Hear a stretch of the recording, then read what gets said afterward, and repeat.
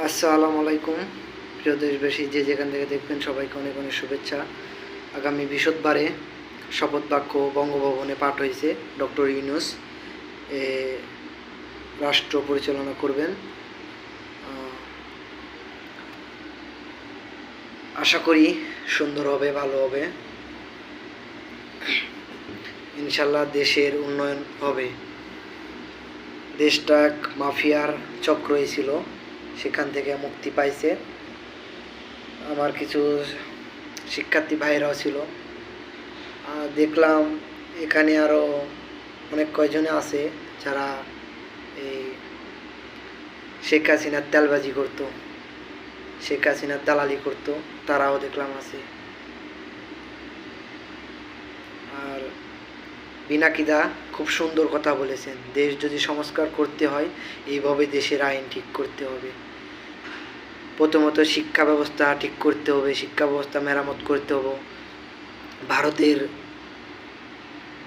বই পুস্তক আছে সেগুলা খুব দ্রুতই ঠিক সংস্কার করতে হবে। তৃতীয়ত গার্মেন্টসে ভারতের কর্মীরা আছে, তাদেরকে খুব জলদি এদেরকে বিদায় করতে হবে। তৃতীয়, দেশের অর্থনীতি, বিজনেস সব কিছু পুনরায় ফিরিয়ে আনতে খুব দ্রুতই ব্যবস্থা নিতে হবে। চতুর্থ, যাদেরকে গুম খুন করা হয়েছে তাদের বিচার খুব দ্রুতই করতে হবে, কারণ বিচার বিভাগে যদি বিচারই না পায় মানুষ, তাহলে দেশ কিসের সংস্কার হলো। এখানেও দেখা গেল আওয়ামী লীগের লোক আছে, এখান থেকে বিদেশে খবর পাঠালো যে আমি করতেছি, আসি যোগ দিয়ে আসি, এরকম। প্রথমত পুলিশের সব এসআই সব মিলিতভাবে দায়িত্ব নিয়ে বৈঠক করতে হবে। তৃতীয়, সেনাবাহিনীর মধ্য থেকে এখানে সংস্কার করতে হবে, সব কিছু মেরামত করতে হবে। দেশের উন্নত করতে হলে সব কিছু রাজনীতির ভাষায় দেখতে হবে।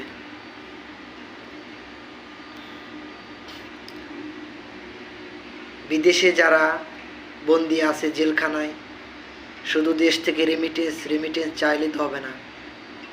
অনেক ভাই বাদার আছে, অনেক দেশে আছে, বিশেষ করে মালয়েশিয়ায় বেশি আছে জেলখানায় বন্দী। কি কারণে আছে, কি অবস্থায় আছে, তাদেরকে খুব শীঘ্রই দেশে ফিরিয়ে নিয়ে যেতে হবে। প্রয়োজন হলে এই দেশের সরকারের সাথে বসতে হবে।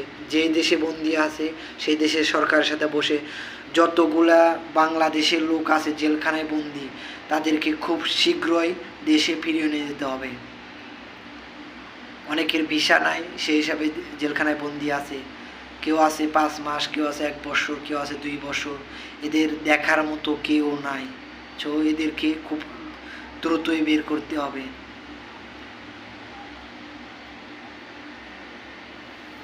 রেমিটেন্স এখন আশা করি সবাই ব্যাংকের মাধ্যমে টাকা পাঠাবে, আমি আপনি সবাই পাঠাবে। তো বাংলাদেশের ব্যাংকগুলা সংস্কার করতে হবে।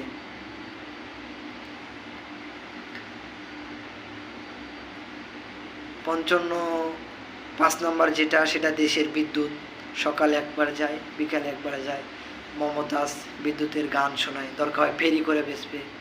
সো এই আওয়ামী লীগের লোকজন যদি আবার এই সংসদে বা একটা টকশোতে থাকে, তাহলে কি দেশ সংশোধন হবে না। সো মমতাজের মতো যারা মমতাজের গান শুনে, এদেরকে কোনোভাবেই এই দলে রাখা ঠিক না। আশা করি ডক্টর ইউনূস আইসে দেশের উন্নতি হবে। যদি উন্নতি হয়, এই আওয়ামী লীগের চামচা লেবাসদারি এদেরকে রাখলে দেশ কোনো দিনই ঠিক হবে না। শুধু রেমিটেন্স চাইলে দেশ কোনো দিনই হবে না।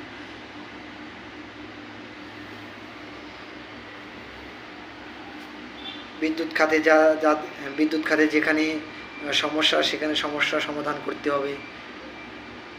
বিদ্যুতের এমন এমন লোক আছে যারা এখনও 2 নম্বরই করে ঘুষ খায়, মানুষের লাইন দেয় না, মানুষের নামে মিথ্যা মামলা, মিথ্যা দুর্নীতি যা চলে, ঘুষ না দিলে লাইন দেয় না। এরকম বড় নেতা পেতা আছে, এরা আওয়ামী লীগেরই বা আওয়ামী লীগেরই সংস্কার। তো এদেরকে প্রতিহত করতে হবে খুব শীঘ্রই, না হলে দেশ কোনোদিনই সমাধান হবে না। দেশের কৃষি সংস্কার বাড়াইতে হবে, ভর্তুকি দিতে হবে, না হলে মৎস্য খাত বাড়াইতে হবে, ইত্যাদি ইত্যাদি সব কিছুই ঠিক করতে হবে। এগুলো ঠিক করলে দেশ ঠিক হবে এবং দেশের জনগণ ঠিক হবে। দেশের জনগণ ব্যবসা বাণিজ্য সব কিছু সঠিক করে করতে হবে। আর ভারতের যত লোক আছে গার্মেন্টসে বা এদেশে বিনা টাকায় বিনা ভিসায় এদেরকে খুব শীঘ্রই বাইর করে দিতে হবে। গার্মেন্টস শ্রমিকদেরকে খুব শীঘ্রই সঠিক মজুরি দিয়ে এদেরকে গার্মেন্টসে ঢোকাইতে হবে এবং আরও গার্মেন্টসের লোক বাড়াইতে হবে, কর্মজীবী বাড়াইতে হবে, সব কিছু বাড়াইতে হবে।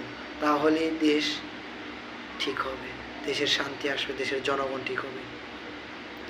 যেমন ট্রাফিক সিগন্যাল আমাদের শিক্ষার্থী ভাইয়েরা মেনটেন করতেছে, ট্রাফিক বসাইতে হবে। দেশের উন্নয়ন করতে হলে সব কিছু এভাবেই সংস্কার করতে হবে। চোরদেরকে দিয়ে চোর ধরা যাবে না, চোরদেরকে বিদায় করে দিয়ে চোর ধরতে হবে। তো আশা করি সবাই ভালো থাকবেন। আমার কথা ভালো লাগতেও পারে, না লাগতে পারে, আমি গুছিয়ে কথা বলতে পারি না, চেষ্টা করি ইনশাল্লাহ গুছিয়ে কথা বলবো এবং সবার মতামতে এ দেশ চলবে। যারা লাখো শহীদের রক্তের বিনিময়ে এ দেশ স্বাধীন হয়েছে, এ দেশ ফেরাউন মুক্তি হয়েছে, এ দেশ আবু জাহেলের মতো যারা কাফের ছিল তাদের হাত থেকে মুক্তি হয়েছে। সো যারা বাংলাদেশের দুর্নীতিদের বিরুদ্ধে ব্যবস্থা নিতে হবে, চোরদেরকে ধরে খুব দ্রুতই আইনের ব্যবস্থায় আনতে হবে, তাহলেই দেশ শান্তি ফিরে আসবে। বাংলাদেশ জিন্দাবাদ, বাংলাদেশ